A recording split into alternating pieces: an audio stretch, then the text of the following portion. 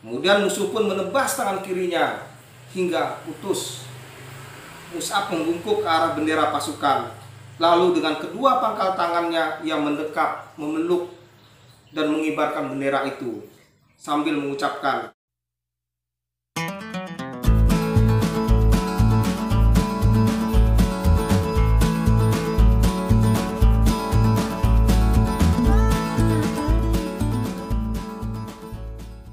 Assalamualaikum warahmatullahi wabarakatuh. Ketemu lagi dengan saya, Abi Maryam, dengan kisah atau cerita tentang sahabat Rasulullah SAW, yakni Mus'ab bin Umair, duta Rasulullah yang pertama sekaligus sang pembawa bendera Nabi tanpa lengan. Setelah di bagian pertamanya dikisahkan bahwa Mus'ab bin Umair akhirnya meninggalkan segala kemewahan dan kesenangan yang ia dapat dari kedua orang tuanya dan lebih memilih untuk mengikuti Rasulullah SAW. Nah, di bagian kedua ini kita akan masuk ke dalam kisah Mus'ab bin Umair, bagaimana beliau menjadi duta atau utusan Rasulullah SAW ke Yastrib untuk mendakwakan Islam, dan sekaligus bagaimana kisah beliau menjadi seorang syahid di perang Uhud. Ya, langsung kita mulai. Mus'ab bin Umair dipilih Rasulullah SAW untuk melakukan tugas yang sangat penting, menjadi utusan Rasulullah SAW ke Yastrib atau Madinah.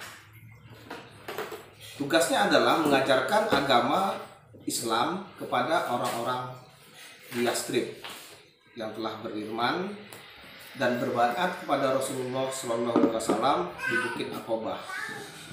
Juga untuk mengajak orang lain untuk memeluk agama Islam, serta mempersiapkan kota Madinah atau Yastrib untuk menerima dakwah Rasulullah di tahapan selanjutnya. Di Madinah, Mus'ab bin Umair tinggal sebagai tamu di rumah As'ad bin Zurarah. Dengan didampingi As'ad, ia mengunjungi kabilah-kabilah, rumah-rumah, dan tempat-tempat pertemuan untuk membacakan ayat-ayat Al-Quran, menyampaikan bahwa hanya Allah lah Tuhan yang berhak disembah dengan sangat hati-hati. Suatu ketika sedang berdakwah di tengah-tengah orang suku Abdul Ashhal, tiba-tiba Usaid bin Hudair, sang kepala suku atau kepala kabilah, muncul dengan menghunus sebuah tombak. Usaid bin Hudair muncul dengan kemarahan yang membuncah.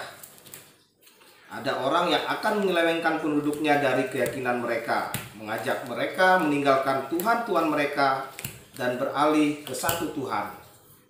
Seakan hendak menerkam, Usaid bin Hudair mendekati Mus'ab dan As'ad bin Zurarah sambil berkata, "Apa maksud kalian datang ke kabilah kami ini? Apakah kalian hendak membodohi rakyat kecil kami? Tinggalkan segera tempat ini jika tidak ingin nyawa kalian melayang." Dengan tenang, ia pun berkata, "Mengapa Anda tidak duduk dan mendengarkan dahulu penjelasan kami? Jika nanti Anda tertarik, Anda dapat menerimanya.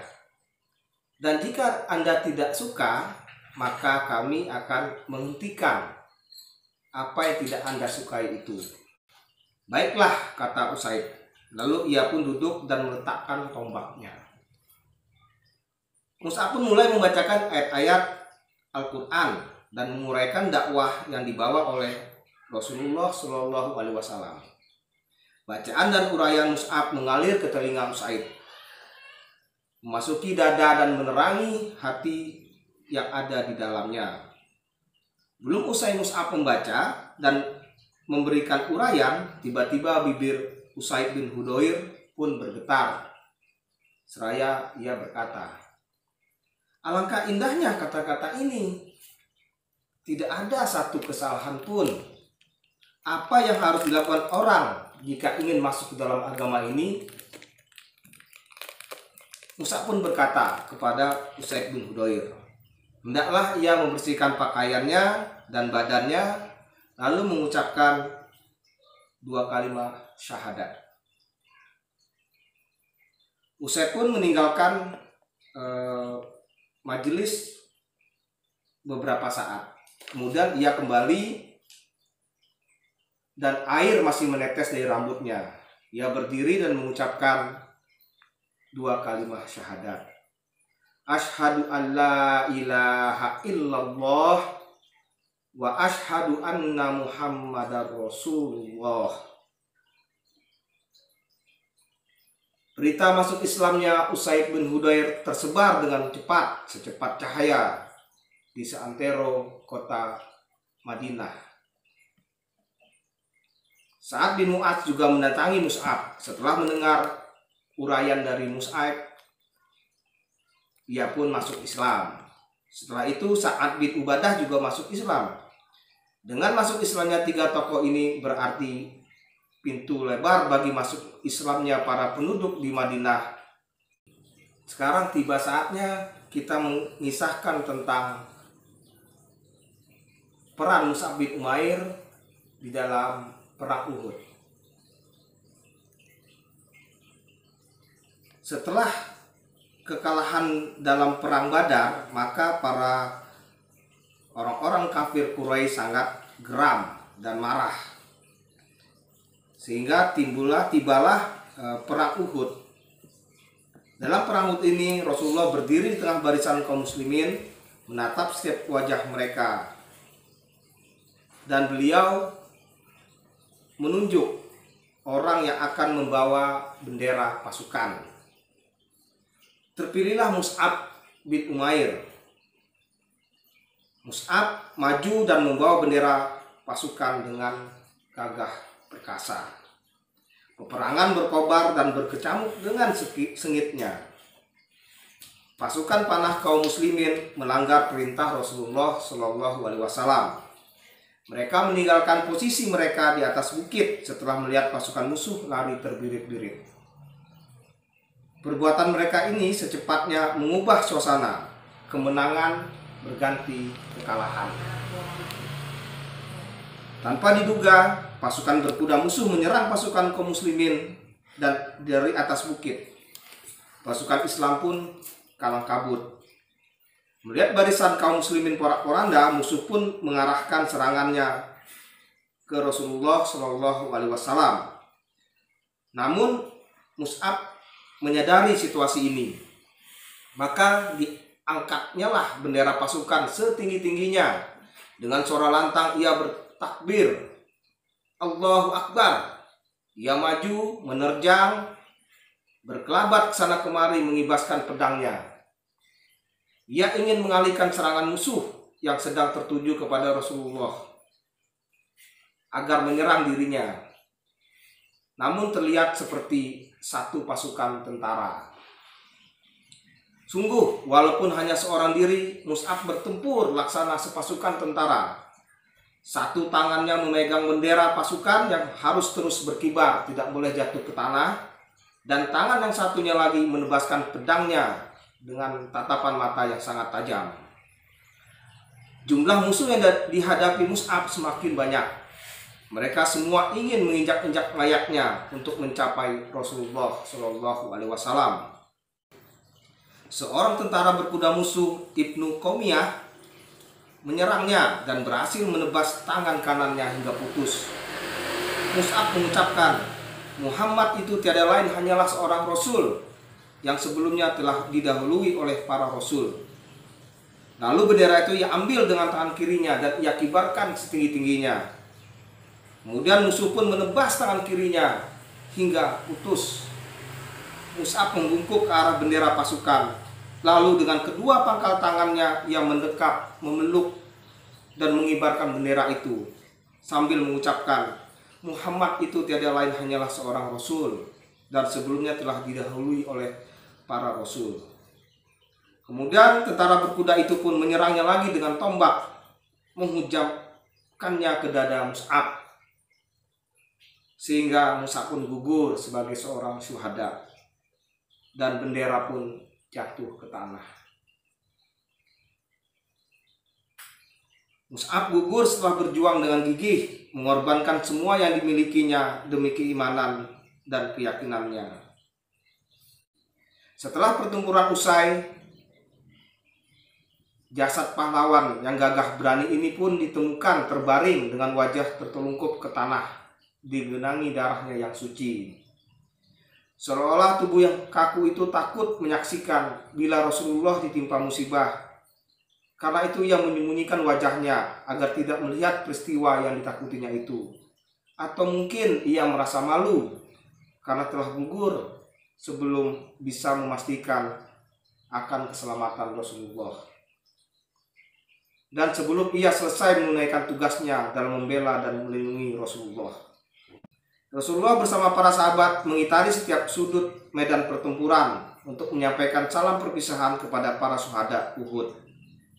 Ketika sampai di tempat terbaringnya Mus'ab bin Umair, maka bercucurlah air mata beliau dengan derasnya. Tidak ada yang bisa dipakai untuk mengkafaninya kecuali sehelai kain. Jika ditutup mulai dari kepalanya, kedua kakinya kelihatan. Jika ditutup mulai dari kakinya, maka kepalanya pun kelihatan. Maka Rasulullah pun bersabda, tutupkanlah ke bagian kepalanya dan tutupilah kakinya dengan rumput. Ada kesedihan di mata beliau ketika melihat kain yang dipergunakan untuk mengkafani Mus'ab. Beliau bersabda, ketika di Mekah dulu tak seorang pun yang lebih halus pakaiannya dan lebih rapi rambutnya daripada engkau, wahai Mus'ab. Tetapi sekarang ini rambutmu kusut, hanya dibalut sehelai burdah. Dengan kesayuan Rasulullah melayangkan pandangan ke semua sudut medan perang dan ke arah para syuhada. Lalu beliau bersabda, sungguh pada hari kiamat kelak di hadapan Allah, aku yang akan menjadi saksi bahwa kalian adalah para syuhada. Setelah itu beliau memandang para sahabat yang masih hidup dan bersabda, wahai kalian semua, kunjungilah mereka dan ucapkanlah salam. Demi zat yang jiwaku berada di tangannya, tak seorang muslim pun sampai hari kiamat yang mengucap salam kepada mereka kecuali mereka akan menjawab salam itu. Ya, demikianlah kisah Mus'ab bin Umair, duta Islam yang pertama sekaligus sang pembawa bendera tanpa lengan, yang betul-betul kisahnya ini sangat luar biasa. Dari seorang bangsawan, pemuda yang bergelimang kemewahan, harta, namun demi Islam, demi cintanya kepada Rasulullah, dia tinggalkan itu semua. Bahkan di akhir hayatnya tidak ada kain kafan yang cukup untuk menutupi tubuhnya, di mana hanya ada selai kain. Ketika ditutup bagian kepala, maka kakinya kelihatan. Ditutup kakinya, maka kepalanya yang kelihatan. Ya, semoga kita semua bisa mengambil pelajaran dari kisah ini, dan semoga putra-putri kita betul-betul menjadikan para sahabat Rasulullah SAW sebagai orang atau sebagai tokoh yang mereka idolakan, daripada putra-putri kita mengidolakan tokoh-tokoh fiktif atau hero dari barat yang merupakan itu adalah sebuah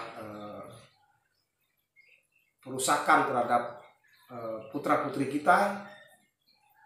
Maka lebih baik jika kita mengenalkan sirah sahabat kepada putra-putri kita, sehingga mereka betul-betul menjadikan para sahabat sebagai teladan mereka.